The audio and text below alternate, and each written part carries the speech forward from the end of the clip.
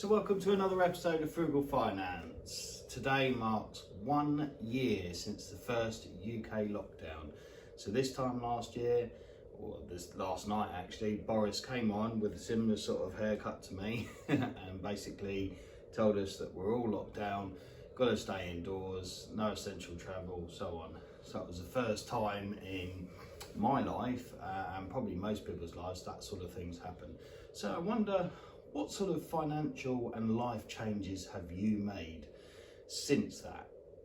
Now we're at a year's anniversary, let's have a look on what my views and thoughts on the thing are. So without further ado, please do smash the like button down below. It's a little picture of a thumb, just give it a little tap and that will turn blue, and that lets YouTube know that you like the video, and then it will share it with other people who might also like this video. So please don't forget to subscribe, smash the like button, let's get stuck in.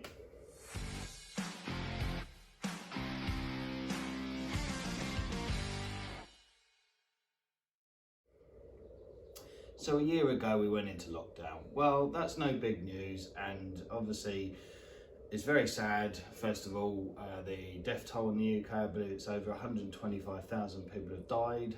Lots of people have lost their jobs and so on. So today there was a minute's silence, which obviously we'll do our best to respect, I'm sure. And let's not detract from the fact that a lot of people have died from coronavirus. So with that said, what I'm interested in is what lifestyle changes have you made? Obviously there's an awful lot of shift to work from home, people's working patterns, walking to the supermarket, lots of internet deliveries and things like that. But I think the fundamental thing for me, a lot of people have changed, is their quality of life. We all work very busy lives and really quite hectic, and I think actually being locked down and having to spend that time with your family and not being able to go out and stuff has made people think twice. And that's where we're kind of frugal finance might be coming in, because as you know, I'm quite big on property. I do like it. I think it's a brilliant vehicle and an asset to have to increase your net wealth, but also to give you that kind of passive income. And I know it's not truly passive, because you always get the 2 o'clock in the morning whinging tenant because the toilet's leaking, even though that doesn't tend to happen. But you know, it's not totally passive, but it's a lot more passive than say like a 9 to 5 job. So there's lots of people like My First 4 Houses and stuff that really teach you to kind of how to buy your first sort of 4 or so properties, and then obviously once you've done that, you can then go on to maybe doing something more interesting with your life, as he always says. And I think that the ability for people to think like that has probably been accelerated, in my opinion. I think there'll be a lot more entrepreneurialness coming out of this lockdown in the years to come, where people realise actually they can get back some of their time, because that is the only thing that we can't buy more of. It doesn't matter how rich you are, whether you're Warren Buffett or Jeff Bezos or Bill Gates or Tim Cook or whatever. Time is finite. You can't buy more of it. It's the only thing we all have the same amount of, and you can't buy any more of it. It doesn't matter what kind of money you've got.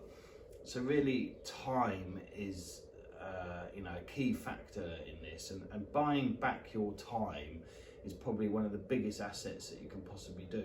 Whether you choose to do nothing with your time, or do a hobby, or perhaps invest it in other businesses or whatever, it's really up to you. I mean, for me personally, I've done a few buy-to-lets now, and that allows me some passive income so that I can then concentrate on other things. And as an overall thing, I'm probably no less busy, but I am in a position where I've got this feed of income coming in.